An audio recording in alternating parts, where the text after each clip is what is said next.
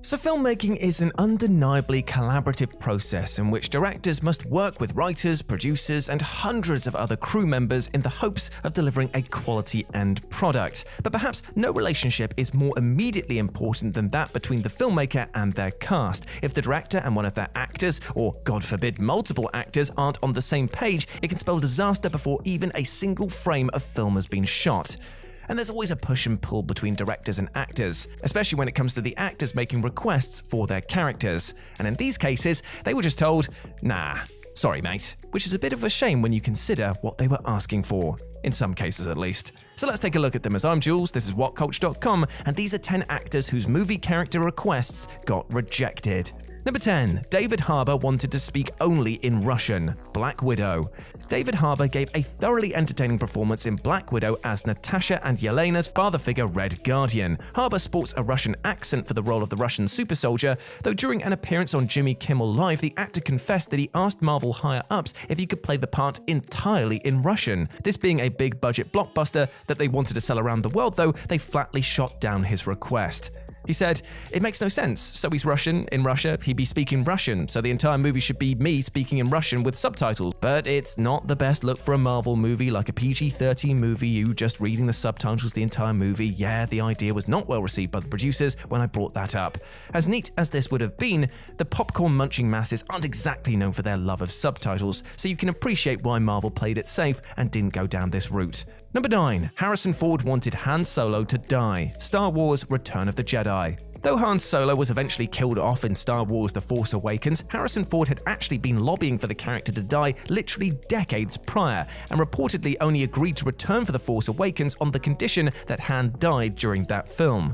Ford originally campaigned hard for George Lucas to kill Han all the way back in Return of the Jedi, feeling that offing one of the series' 3 main heroes with a grand sacrifice would lend greater emotional weight to the trilogy. In a 2010 interview with ABC News, he said, "As a character, Han was not that interesting to me. I thought he should have died in the last one, just to give it some bottom." Obviously, Lucas didn't take Ford up on that suggestion, and the reason, according to Ford himself, George didn't think that there was any future in dead Han toys. Oh, that's Star Wars magic, so alive and well. Number 8. Sharon Stone wanted to wear underwear for the leg crossing scene. Basic Instinct. Sharon Stone will forever be best remembered for the infamous, iconic scene from Basic Instinct where her seductive serial killer character crosses her legs in the middle of an interrogation in order to toy with and distract the police officers questioning her. The scene is well remembered for the fact that Stone didn't wear underwear while shooting it, causing the audience to see, well, everything for a brief moment. Stone originally wanted to wear white underwear to film the scene, but director Paul Verhoeven claimed that the underwear would cause reflections on the camera lens and so insisted that she remove them, which she reluctantly did. She said, "He assured me that nothing would be seen, so I took off my underwear and put it in my shirt pocket. At the time, there was no high definition, so when I looked at the monitor, I really didn't see anything." Stone added that once she saw the final film on the big screen, she slapped Verhoeven, who for his part has maintained ever since that Stone consented to her being filmed in this exposed way.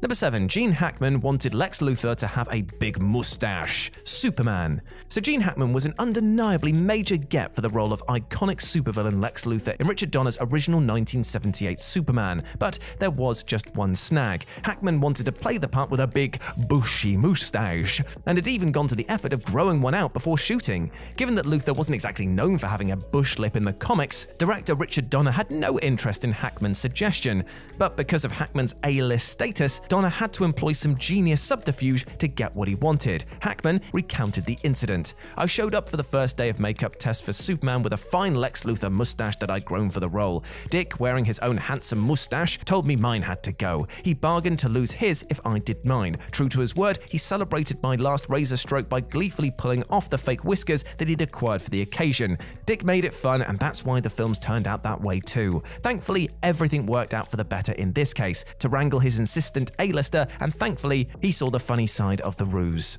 Number 6. Nelle Nichols wanted Uhura to be a Klingon expert. Star Trek VI: The Undiscovered Country. Star Trek VI: The Undiscovered Country is generally regarded to be a return to form for the franchise, while offering an affecting farewell to the cast of the original Star Trek series.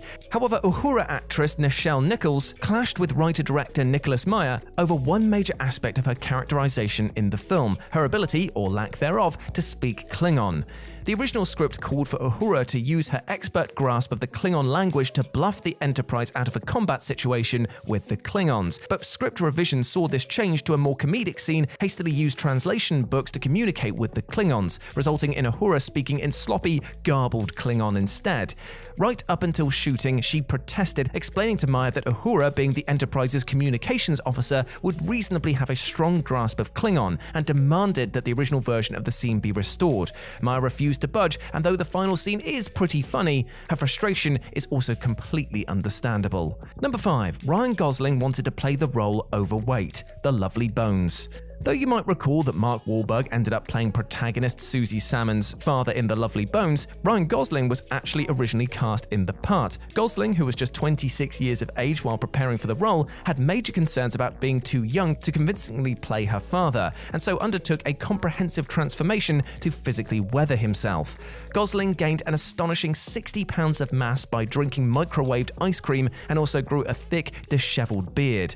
Unfortunately, Gosling did all of this without consulting director Peter Jackson, and so when he saw what Gosling had done shortly before shooting was due to start, Jackson swiftly fired him and drafted Wahlberg in as a replacement. Gosling said of the conflict, "We didn't talk very much during the pre-production process," which was the problem. It was a huge movie and there are so many things to deal with, and he couldn't deal with the actors individually. "I just showed up on set and I'd gotten it wrong, then I was fat and unemployed." Number 4. Scarlett Johansson wanted to be topless for one scene, The Island. While shooting her lead role in Michael Bay's The Island, Scarlett Johansson had to film a sex scene between her character and male lead Lincoln Six Echo, played by Ewan McGregor. Johansson was given a black bra to wear for the scene, but felt that her character actually wouldn't be wearing anything, and so suggested to director Bay that she simply shoot the scene topless for a greater sense of realism.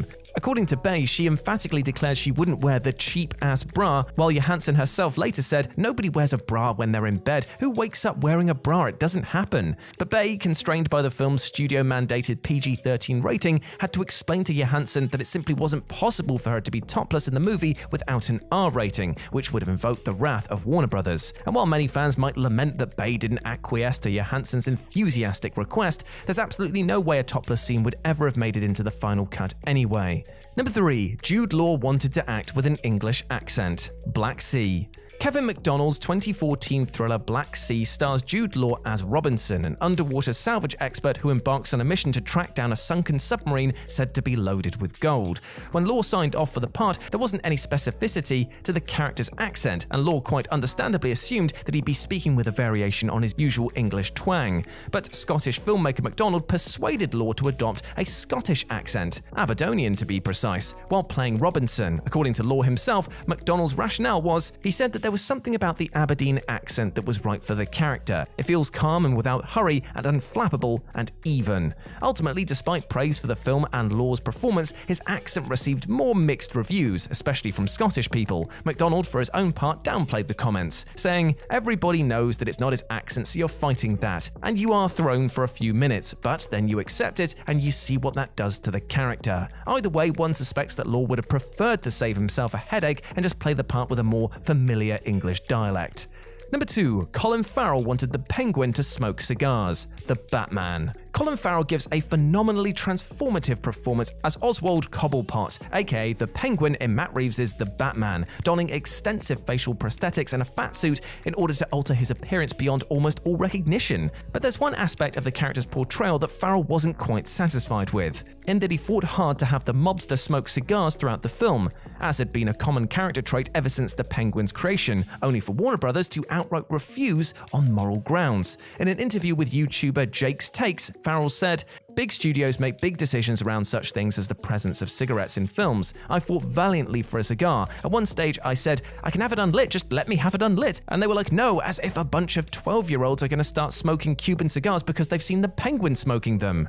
And number 1, Sean Young wanted Daryl Hannah's role instead, Wall Street. Sean Young had a small supporting role in Oliver Stone's Wall Street as Kate Gecko, the ex-wife of reptilian Wall Street trader Gordon Gekko. Young, who was increasingly growing a rep for being more difficult at the time, firmly believed that she was a better fit for the part of Bud Fox's materialistic girlfriend, even urging Stone to fire Daryl Hannah and give her the role instead. Stone rejected Young's request, however, and due to her volatile and unpredictable behavior on set, namely turning up late and being unprepared, Stone ended up cutting her role down to a glorified cameo. However, Stone admitted years later that Young was probably right. He didn't love Hannah in the role, and many of his crew even suggested that he fire her. Stone summarizes that Young and Hannah would have been more effective by switching roles. So while Stone didn't ultimately grant Young's request, she at least ended up with something of a moral victory, as her bullish instincts were eventually proven right.